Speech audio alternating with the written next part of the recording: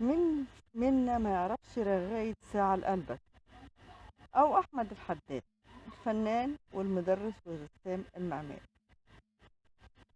أحمد الحداد هو فنان متميز له أسلوب خاص في التمثيل، حيث نجح بشدة في شخصية الرجل الطيب الذي يميل إلى السذاجة، ونجح من خلال الشخصية أن يصل لقلوب كثير من المشاهدين. كما أن هو صاحب مسيرة فنية طويلة قدم فيها أعمال ما زالت باقية في ذاكرة السينما المصرية والإذاعة والتلفزيون. وكان في فنان تاني يحمل نفس الاسم، يعمل مع الفنان الكبير علي الكسار والفنان فؤاد الجزائري. والفنان أحمد الحداد الجديد هو اتولد في 18 نوفمبر عام 1928 بقرية الكتابة مركز الباجور محافظة المنوفية، وتخرج من مدرسة الفنون الزخرفية اللي هي دلوقتي تعادل الفنون التطبيقية. كان معاه في نفس المدرسة الفنان الكبير عبد المنعم مدبولي، وعمل بالتدريس في وزارة التربية والتعليم، كما عمل رسام معماري.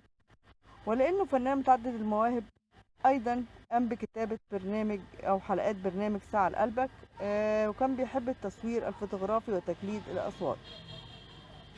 عرف أحمد الحداد بشخصية الرغاية في برنامج الإذاعي ساعة لقلبك، وكان أول فيلم سينمائي ظهر فيه هو ليلة من عمري مع أشرف.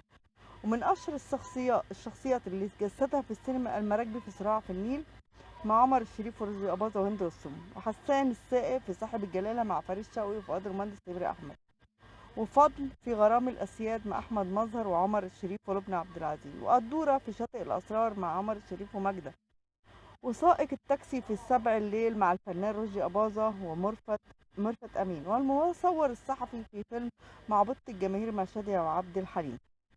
كما شارك في أدوار متميزة في فيلم صراع في النيل وشارع الحب وشاطئ الأسرار وشاطئ الذكريات وليلة من عمري والمماليك والعزاب الثلاثة وزوجة من باريس ودماء على النيل ومفيش تفاهم، بالإضافة لدور أبو ستة في مسلسل عالي الزئبق. والظريف إن الفنان أحمد الحداد الذي عرف واشتهر بشخصية الرغاية في برنامج ساعة قلبك في الإذاعة المصرية قدم شخصية الأخرس في عملين سينمائيين هم فيلم داليدا وفيلم المماليك الذي قطع فيه الحاكم لسانه.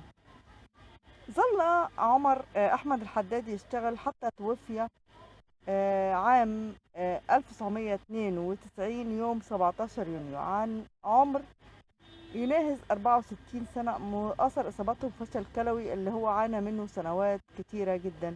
رحم الله الفنان أحمد الحداد وأسكنه فسيح